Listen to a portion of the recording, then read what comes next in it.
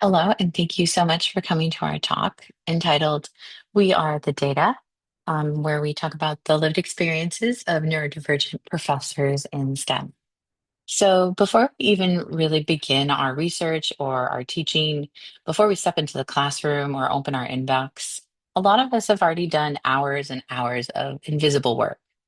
We decode expectations, we translate our communication styles, and we manage sensory load.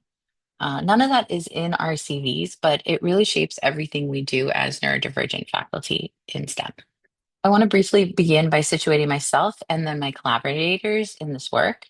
So, I am a neurodivergent professor in STEM, and this project grows directly out of my own and our own experiences navigating academic spaces that often ask for conformity rather than difference. So the ways that I think, communicate, and work don't always align with the dominant expectations of professionalism or productivity. And over time, that misalignment has really shaped how I experience teaching, research, and just general belonging in academia. I'm not approaching this work as a neutral observer. I am one of the people whose stories are being told. So my experiences of masking, adaptation, and occasional connection have influenced the questions we asked and the moments that resonated most strongly during the collective analysis. Collaborative autoethnography, which I will talk about in a little bit, gave us a way to sort of hold these experiences with care. It allowed us to reflect on them together as a group and to recognize both shared patterns and important differences across our stories. And so by naming my positionality openly, I am certainly not suggesting that my experience stands in for others, but I am really trying to make visible how this knowledge was produced and why our lived experiences are central to this work. Hi, my name is Petra Krunsfelder. I use she, her pronouns. I'm an assistant teaching professor at the University of California, Santa Barbara. And previously I was at University of California, Merced.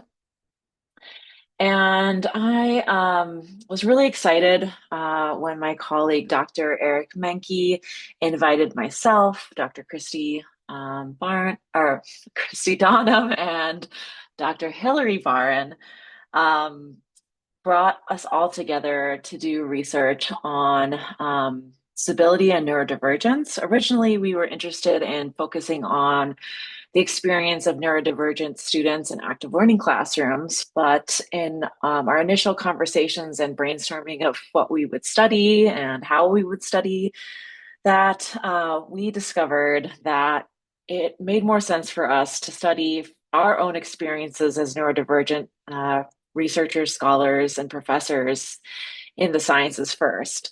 And so all of us are discipline-based education researchers and professors of either chemistry or biology.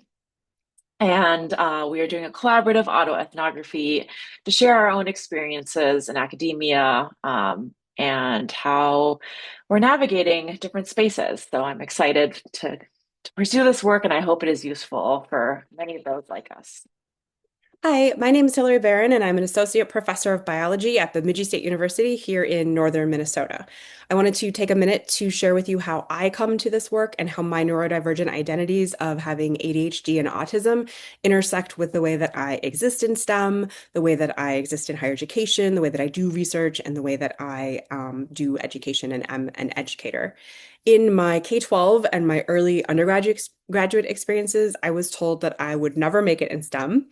And because I wasn't diagnosed until I was in my early 30s, I didn't realize that those judgments of me were being made because of my ADHD and autism. And even as a faculty member now, I'm hesitant or have been hesitant to talk about this and do this kind of work because of the stigma that's still associated with it.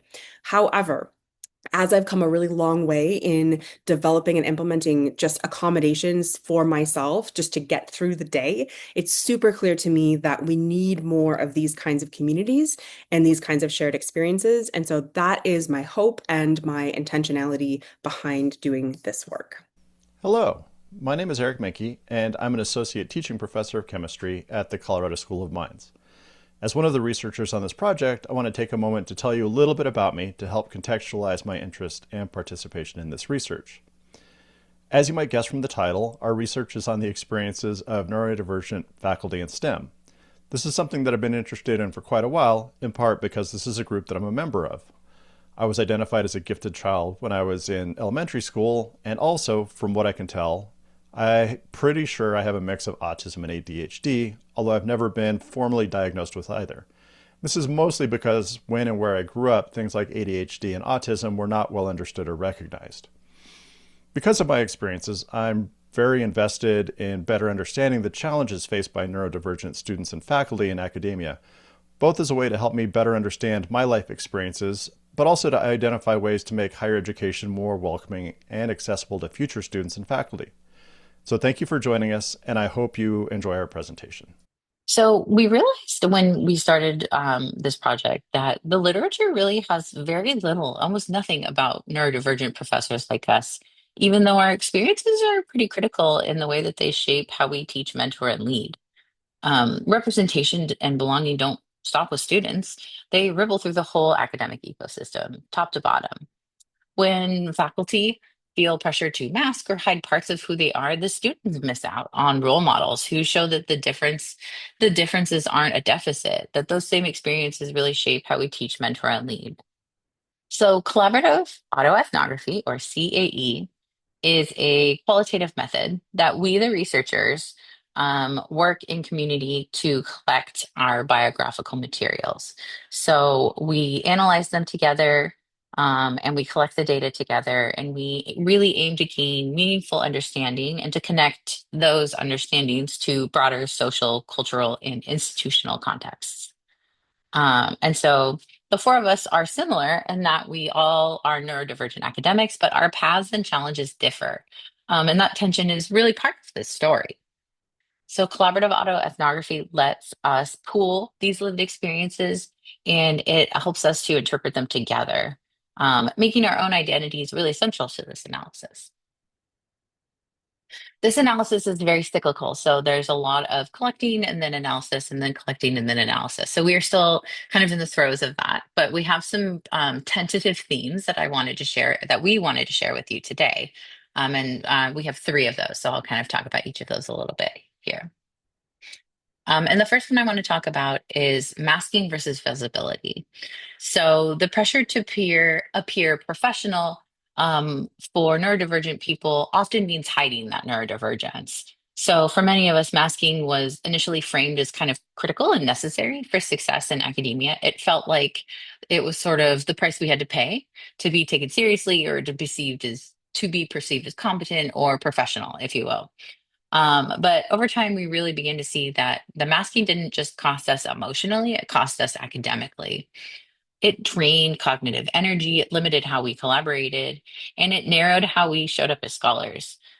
So for some of us, when visibility became possible, even in partial or contextual ways, it often supported clearer communication, more authentic collaborations, and more sustained productivity.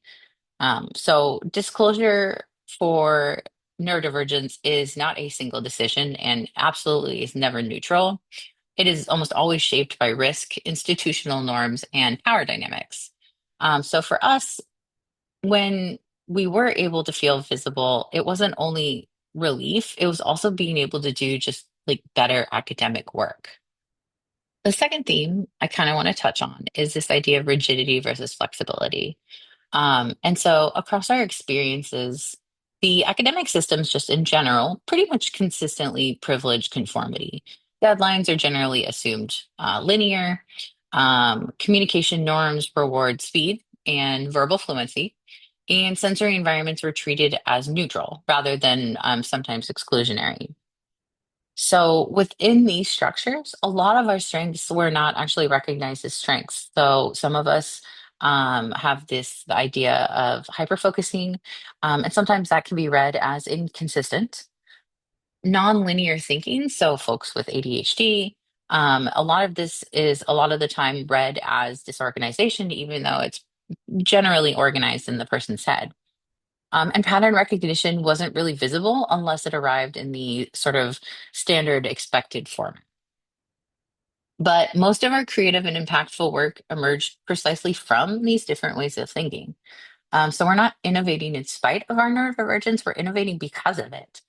And so the tension really arises when the rigid systems of academia don't accommodate these forms of excellence, these forms that don't really follow a standardized timeline or presentation style.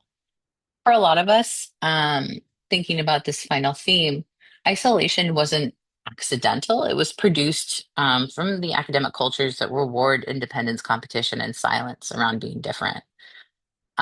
So before we found each other in this research group, a lot of our experiences felt private, and maybe some of us were even embarrassed a little bit about talking about it. So when we began talking to each other, those same experiences became legible. We gained language and context and perspective from one another. Not just our sense of belonging was shifted, but like what counted as knowledge shifted. The community didn't really just reduce the isolation, it actually created conditions for reflection, analysis, and ultimately collaboration for this project. It is what allowed us to move from not just surviving academia, but to go to study it. And so this project really exists because of solidarity. Because we are both researchers and the data, this work required a level of vulnerability and trust that is sometimes or often discouraged in academic research. So, collaborative autoethnography allowed us to return to our experiences repeatedly and to sit with that discomfort and make meaning from it together. The analysis by far was not separate from emotion. Most of the time, it was informed by it. So, in many ways, our method was also our coping mechanism. It sometimes almost felt a little bit like therapy, some of us said. It was how we processed experiences that were isolating when we held them alone, but those experiences really became more generative when we examined them collectively. That's why our implications aren't separate from our method. And so, if we want change, institutions really need to normalize the neurodivergent ways of being and working. Our colleagues really need to communicate norms that respect difference, and researchers need to value forms of knowledge that emerge from lived experience. Change happens when we design systems around real people, not necessarily just the idealized ones. Thank you so much for coming to this talk. We really hope that this work encourages others to sort of bring their full selves into their scholarship. And we would love to hear from you. Any questions and comments, please do not hesitate to reach out. This is definitely a labor of love for us and for all of us, I think can say it's one of the projects we enjoy the most. So please don't hesitate to send us any questions or comments. Thanks.